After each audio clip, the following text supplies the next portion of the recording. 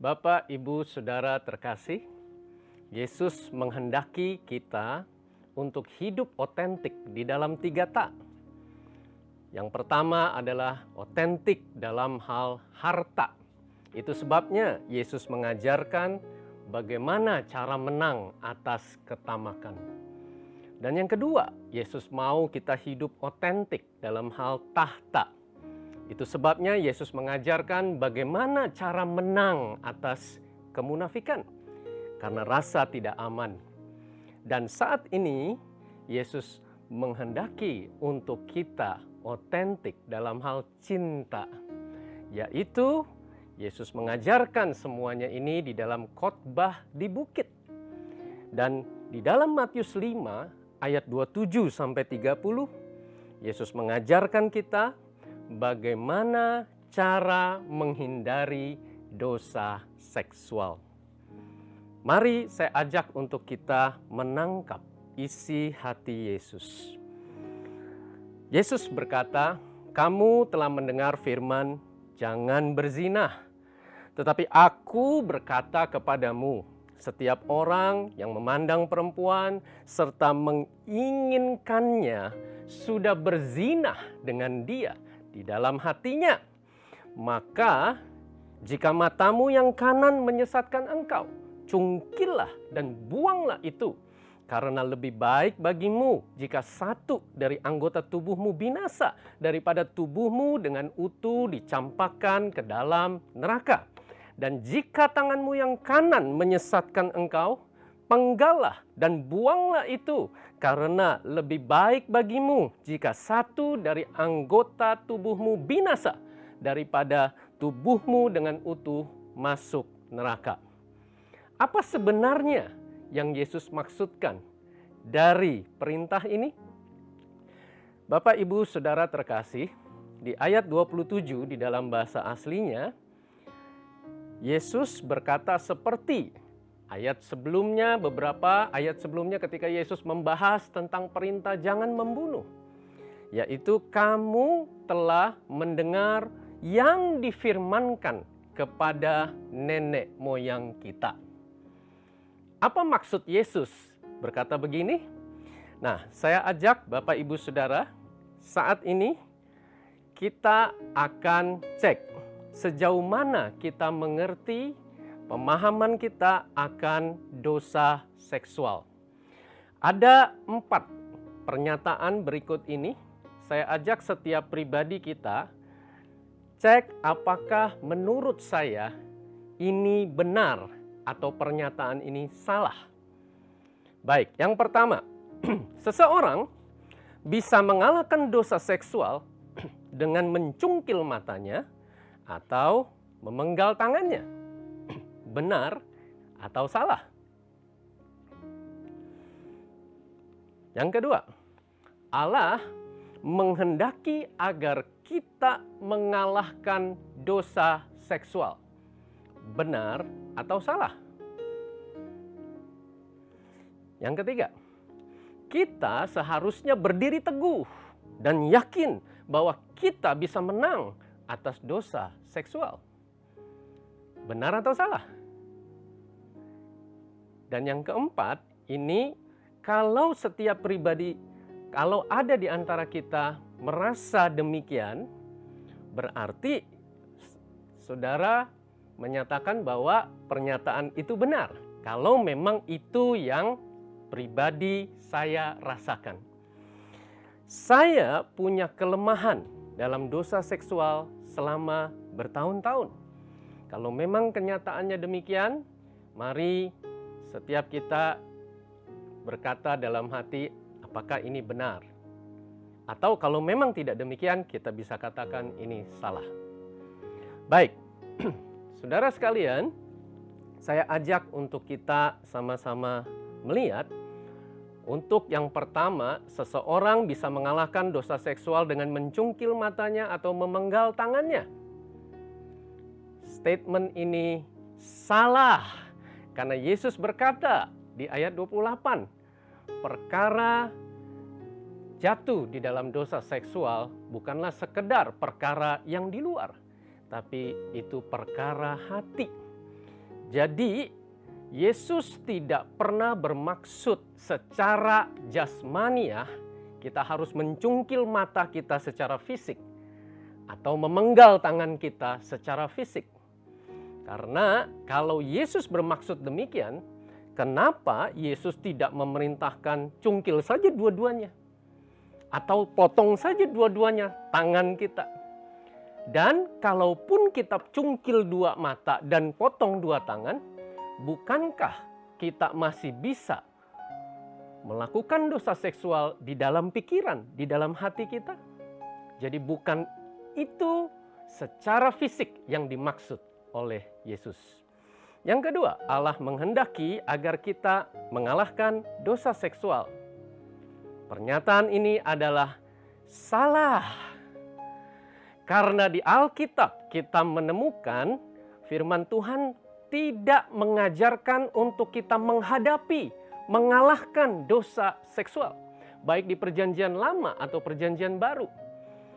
Di perjanjian lama, di dalam Amsal pasal 5, firman Tuhan mengajarkan untuk kita menjauhkan diri dari jalan wanita jalang. Di dalam kasus Yusuf, Yusuf menghindar, melarikan diri, menjauh dari tante Potifar yang menggoda dia.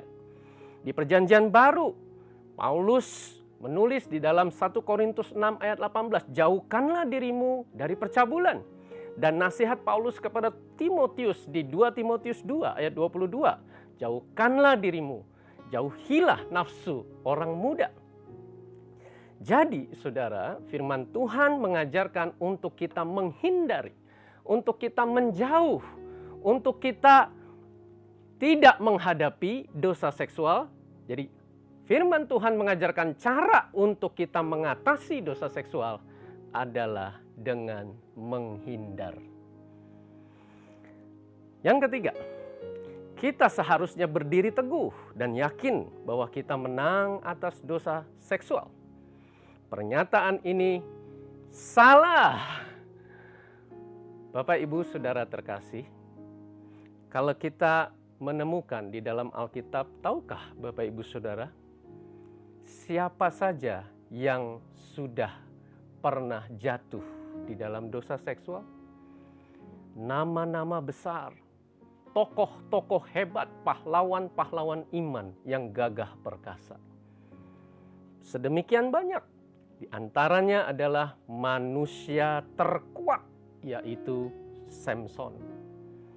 Manusia terbijak, yaitu Raja Salomo.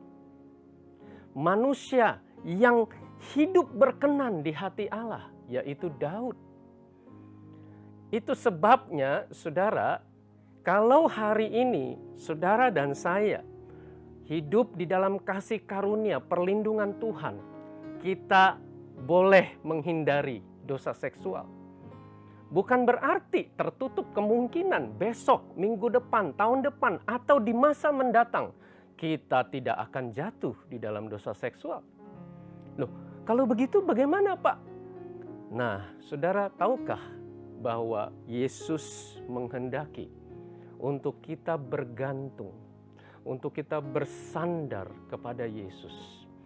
Itulah sebabnya Yesus mengajarkan, kalau kamu berdoa, janganlah membawa kami ke dalam pencobaan, tetapi lepaskanlah kami daripada yang jahat. Yesus mau untuk kita selalu menggantungkan diri, untuk kita selalu bersandar, untuk kita selalu mengandalkan Dia. Dan tidak ada yang mustahil bagi Allah. Kalau sampai hari ini Tuhan memelihara kita, itu semata-mata kasih karunia-Nya kita luput dari hawa nafsu duniawi. Dan inilah sikap ekstrim yang pertama yang keliru. Kalau kita ada yang merasa bahwa saya pede, saya percaya diri, saya nggak akan jatuh. Tipe saya, Pak, saya bukan orang yang begitu jatuh dalam dosa seksual.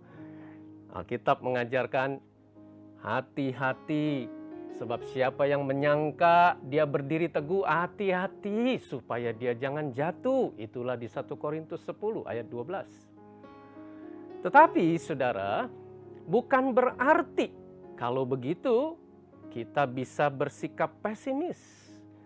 Alkitab juga tidak mengajarkan untuk kita akhirnya excuse, memaklumi, dan menerima dosa seksual menjadi bagian dari gaya hidup kita.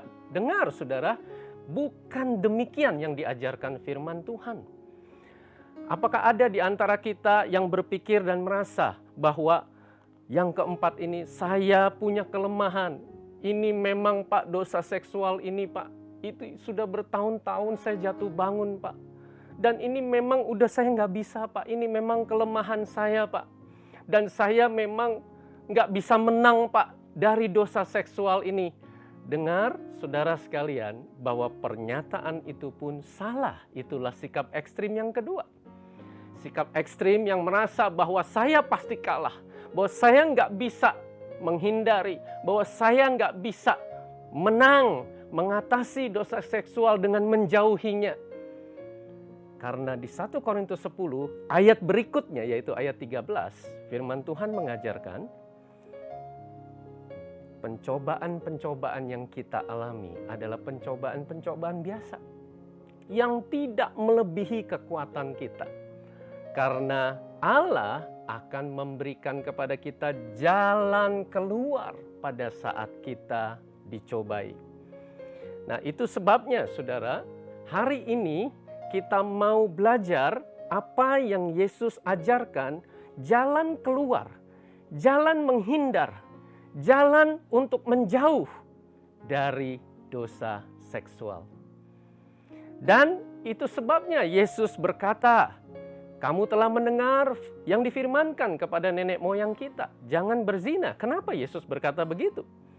Yesus berkata ini di dalam konteks kalau kita baca di khotbah di bukit, karena para ahli Taurat dan orang Farisi hanya menekankan huruf dari hukum Taurat, tapi tidak menangkap, tidak mengerti apa spirit yang mendasarinya. Apa sebenarnya maksud Yesus? Apa sebenarnya isi hati Allah ketika Allah berfirman jangan berzina? Karena orang Farisi menangkap bahwa definisi berzina itu orang yang sudah menikah nggak boleh berhubungan seksual dengan wanita lain atau pria lain di luar dari pasangan hidupnya yang sah. Nah, kalau begitu, kalau belum nikah berarti tidak melanggar. Kalau begitu saya bisa lakukan itu di dalam imajinasi saya. Toh yang penting saya tidak berhubungan seksual secara fisik. Nah saudara, itulah yang Yesus maksud. Bahwa para ahli Taurat dan orang Farisi ini hanya berfokus pada perbuatan luar yang nampak. Tetapi dosa itu tetap dilakukan di dalam hati mereka. Yesus mau untuk kita belajar otentik di dalam hal ini. Itulah sebabnya Yesus melanjutkan, tetapi aku berkata kepadamu. Itu artinya Yesus menusuk langsung pada jantung permasalahannya. Dia menelusuri dosa seksual, dosa perzinahan hingga ke sarangnya. Yaitu Yesus maksudkan bahwa benarnya posisi kita di hadapan Allah tidak hanya sekedar ditentukan oleh perbuatan semata, tetapi justru pada apa yang terkandung di dalam hati kita. Nah, saudara sekalian, Yesus melanjutkan, kalau setiap orang yang memandang perempuan serta menginginkannya, di dalam terjemahan lama dikatakan memandang dan syahwatmu tergerak. Itu artinya saudara, ketika kita tidak melakukan hubungan seksual secara fisik, tetapi di dalam hati kita, di dalam pikiran kita, kita sudah mengimajinasikannya, kita sudah melakukannya di dalam batin.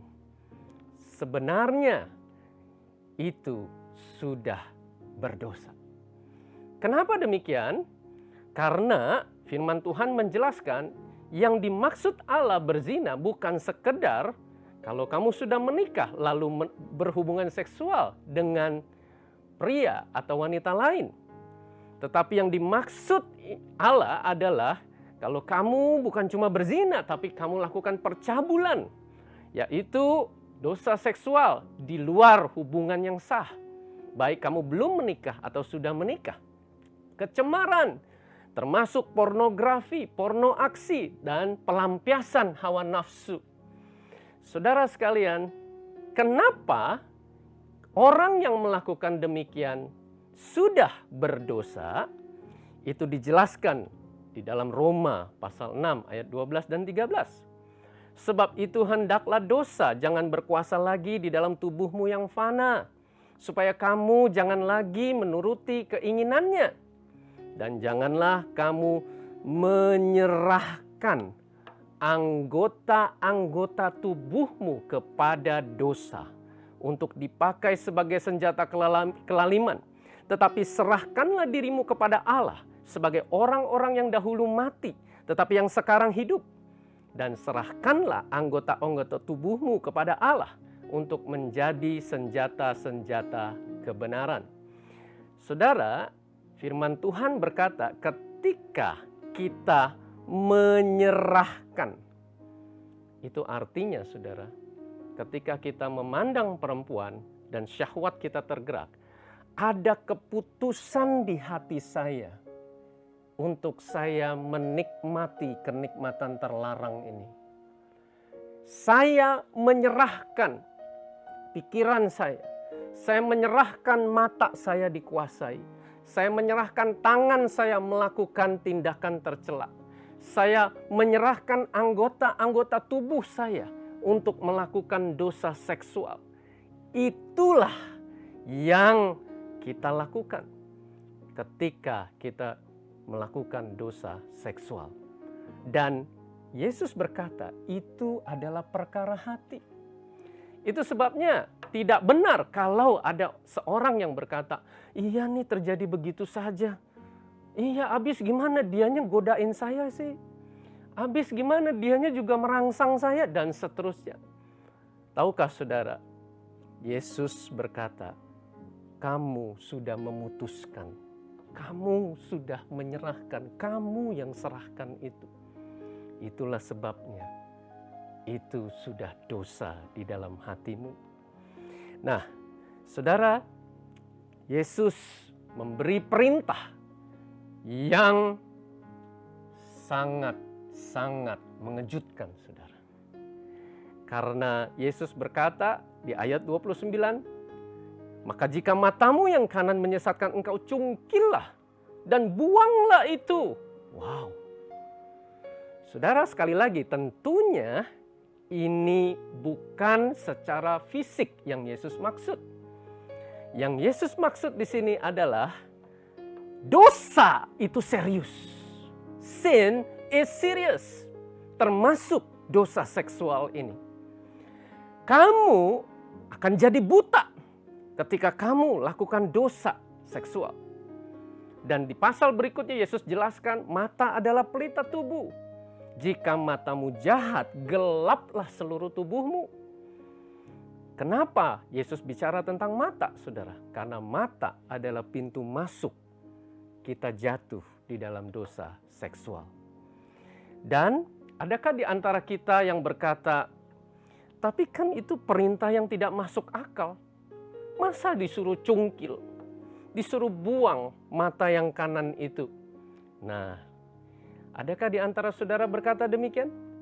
Kalau saudara berkata demikian, saudara berarti menangkap sebenarnya apa maksud Yesus.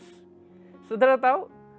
Yesus maksudkan kalau kamu tahu bahwa ini perintah yang tidak masuk akal, mencungkil dan membuang mata kanan, kamu sekarang mengerti betapa lebih tidak masuk akal lagi kalau kamu hidup di dalam dosa seksual.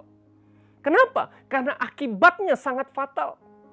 Kamu akan kehilangan matamu, kamu akan kehilangan tanganmu, dan itu adalah akibat yang sangat buruk. Itulah yang Yesus maksudkan. Dan tahukah saudara kenapa Yesus berkata mata kanan? Karena itu adalah makna simbolik ketika pada 1 Samuel 11 ayat 2. Bangsa Israel ketika saat itu saudara dikalahkan oleh musuhnya. Musuhnya berkata, "Cungkilah seluruh mata kanan dari seluruh penduduk di kota ini." Karena itu berarti mendatangkan malu, mendatangkan aib, mendatangkan celaan bagi setiap orang yang dicungkil mata kanannya. Yesus sedang menyampaikan pesan, kamu hidup dalam dosa seksual, kamu akan mengalami aib yang bahkan itu bukan hanya terjadi pada kamu, itu akan terjadi pada keluargamu, bahkan keturunanmu, anak cucumu, dan juga itu juga akan berpengaruh engkau sedang melukai tubuh Kristus. Saudara, di khotbah di bukit ini Yesus sedang bicara tentang kerajaan Allah. Dan makna rohani dari mata, tangan, dan juga tubuh yang Yesus sampaikan di sini termasuk tubuh Kristus. Ketika anggota tubuh Kristus hidup di dalam dosa seksual, itu melukai tubuh Kristus dan itu akan menjadi akibat yang sangat buruk bagi hidupmu. Itulah yang Yesus maksudkan. Dan Yesus melanjutkan di ayat 30, dan jika tanganmu yang kanan menyesatkan engkau, penggallah dan buanglah itu. Nah, apa maksudnya saudara? Lagi-lagi ini makna simbolik. Tangan kanan saudara banyak sekali dibahas di dalam firman Tuhan. The right hand. Karena tangan kanan adalah simbol kehormatan. Saudara mengerti sekarang? Kamu hidup dalam dosa seksual, kamu akan kehilangan respek dari sekitar orang yang ada bersama denganmu. Orang-orang akan memandang engkau sedemikian rendah, engkau kehilangan martabatmu. Dan bukan cuma itu, engkau akan kehilangan otoritasmu. Karena tangan kanan adalah lambang otoritas, saudara. Bukan hanya di keluargamu, anak-anakmu akan tidak respek, akan memandang otoritasmu hampa. Tetapi dimanapun organisasi engkau berada, di gereja, anggota-anggota yang ada di dalam komunitasmu, kalau engkau ada di perusahaan, anggota-anggota yang ada di dalam kelompok yang engkau pimpin, dimanapun organisasi engkau berada, engkau akan kehilangan otoritasmu. Dan engkau akan kehilangan kekayaan, kemakmuran yang Tuhan sudah berkati. Betapa banyak orang-orang yang jatuh di dalam dosa seksual, saudara. Yang tadinya diberkati Tuhan secara melimpah termasuk di dalam hal harta, menjadi jatuh miskin karena dosa seksual. Dan juga engkau akan kehilangan perlindungan Allah. Karena engkau keluar dari kasih karunia Allah. Engkau menyerahkan anggota tubuhmu kepada dosa. Dan engkau keluar dari tudung apa yang Allah sudah tetapkan bagimu. Dan engkau juga kehilangan hikmat. Engkau menjadi bodoh. Engkau menjadi gelap mata. Engkau akan melakukan hal-hal yang tidak karuan. Bahkan engkau menjadi bebal. Engkau menjadi degil. Itulah yang Yesus maksud. Engkau kehilangan tangan kananmu. Dan Yesus maksudkan akibatnya begitu fatal. Engkau akan kehilangan semua itu, bahkan kebinasaan jiwamu sendiri kalau engkau tidak bertobat. Bapak, Ibu, Saudara terkasih, itulah sebabnya saat ini saya ajak untuk kita bersama menangkap Yesus mengajarkan bagaimana caranya menghindari dosa seksual.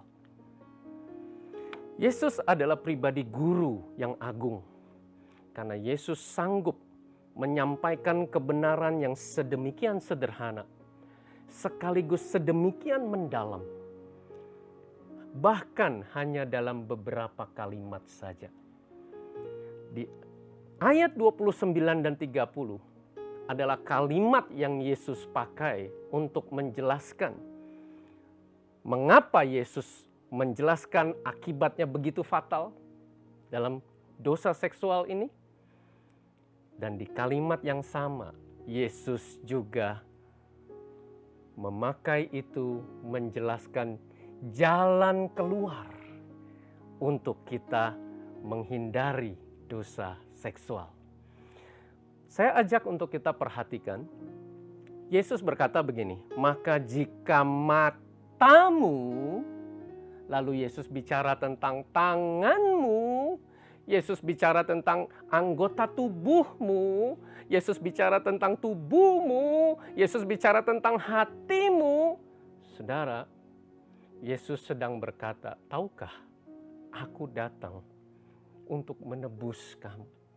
Aku serahkan seluruh hidupku, segenap yang ada padaku, tubuhku tergantung di kayu salib. Untuk menebus engkau, darahku tercurah. Untuk membeli engkau dan engkau sudah lunas dibayar. Tahukah saudara maksud hati Yesus? Aku sudah beri teladan buat engkau. Aku serahkan itu semua bagimu. Maukah saudara untuk mengerti, untuk menerima roh kehambaan yang Yesus sudah tunjukkan? Yesus menghendaki untuk kita semua memiliki sikap hati hamba seperti Yesus, yang memandang bahwa mata saya, tangan saya, tubuh saya bukan milik saya, tetapi milik Yesus. Itulah sebabnya saudara, kunci yang pertama untuk kita menghindari dosa seksual, serahkan mata, tangan, hati, setiap anggota tubuh kita kepada Allah. Karena ini semua bukan milik saya. Ini semua milik Allah karena Yesus sudah membayar lunas untuk seluruh tubuh kita. Ketika kita punya cara pandang yang demikian, saudara, itulah kunci menjadi kemenangan Yusuf menghindari dosa seksual. Saudara masih ingat respon Yusuf ketika digoda berhari-hari, berkali-kali oleh tante Potifar? Bagaimana mungkin Tuanku sudah mempercayakan hampir segala miliknya kepadaku? Bagaimana aku bisa berbuat dosa terhadap Allah? Di dalam Kejadian 39 kita bisa menemukan itu, saudara. Sikap hati hamba yang dimiliki Yusuf, yang menjadi kunci kemenangan bahwa apa yang ada padaku bukan milikku. Ini semua dipercayakan dan aku tidak punya hak atas apa yang ada padaku ini. Saudara sekalian, Yesus menghendaki untuk kita memiliki sikap hati hamba sama seperti Yesus. Dan yang kedua, saudara, Yesus bicara, cungkillah, buanglah itu. Itu bicara tentang sikap hati yang tegas, sikap hati yang radikal, sikap hati yang berkomitmen, sikap hati yang tidak kompromi, yaitu menetapkan perjanjian, covenant bagi mata saya. Itulah yang menjadi kunci kemenangan Ayub. Ketika Ayub berkata, aku telah menetapkan syarat, aku telah menetapkan covenant, perjanjian bagi mataku.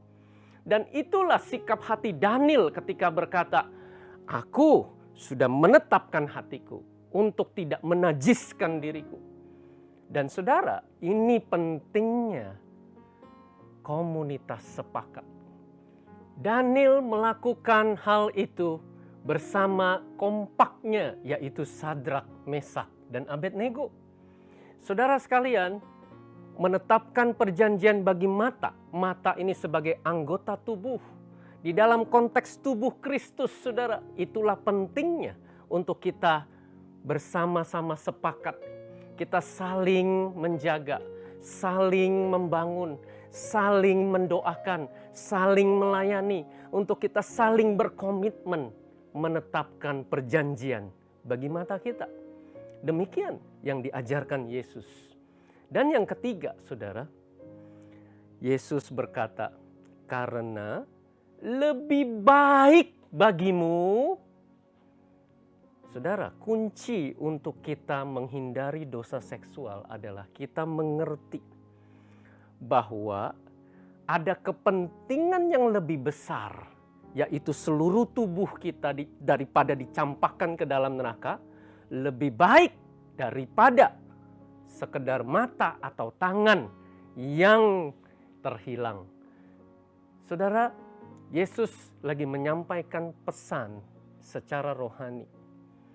Kenapa kita jatuh terus-menerus dalam dosa seksual?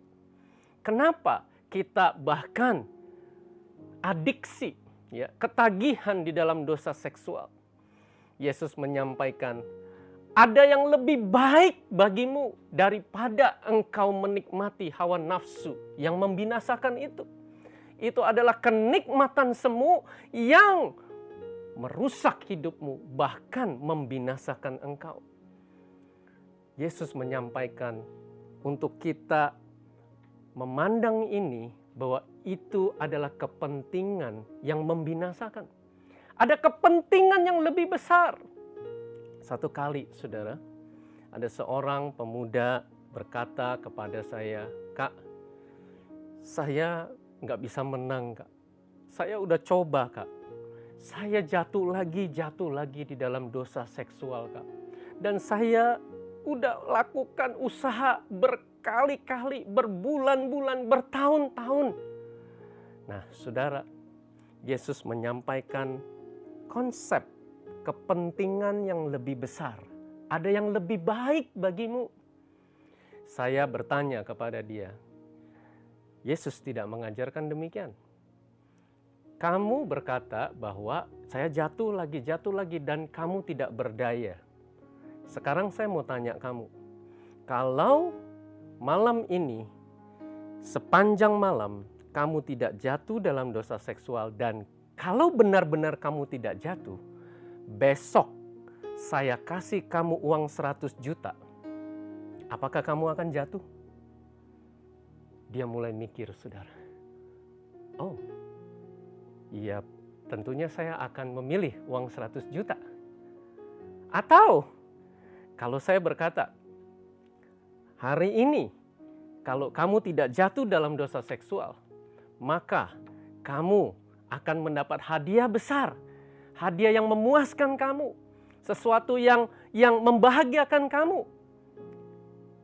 Lalu dia mulai menangkap bahwa ada kepentingan yang lebih besar yang harus kita miliki untuk kita menghindari dosa seksual. Saudara, Yesus menyampaikan kebenaran bahwa, tahukah engkau, aku datang untuk mati bagimu.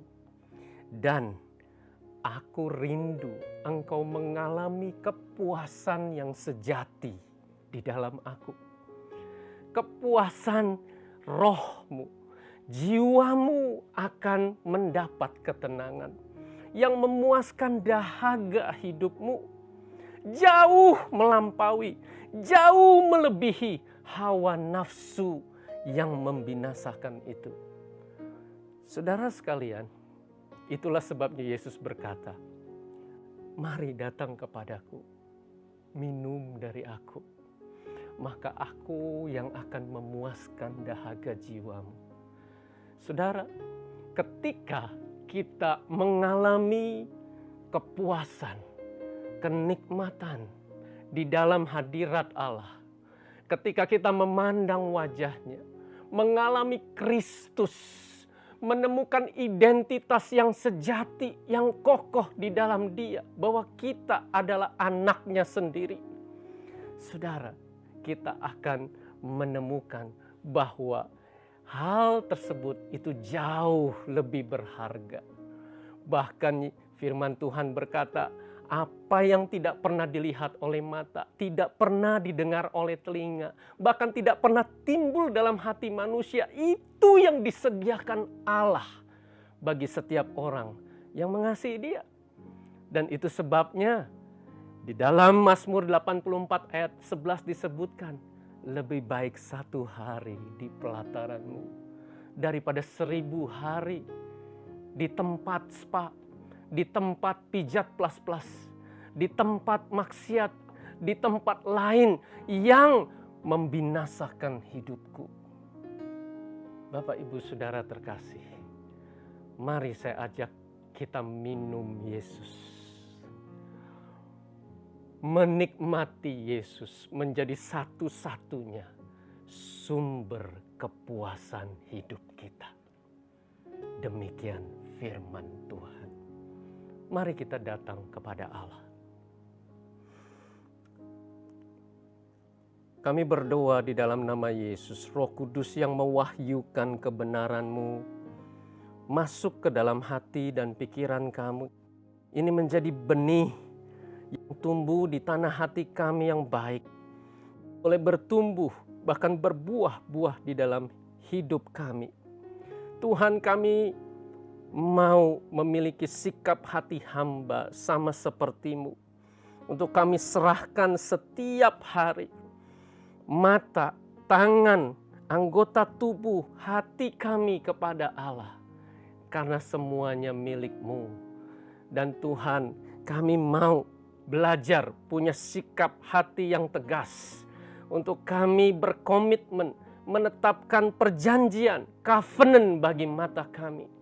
Dan juga Tuhan, kami mau terus-menerus mengalami Engkau, mengalami Kristus. Engkau yang menjadi aliran air yang hidup, kami mau minum daripada-Mu Tuhan. Engkau yang menjadi kepuasan yang sejati, sumber kehidupan kami. Dan itu sebabnya Tuhan, kami mau terus-menerus diubahkan dan hidup di dalam kasih karunia Tuhan untuk kami luput dari hawa nafsu duniawi yang membinasakan. Terima kasih untuk firman-Mu Tuhan.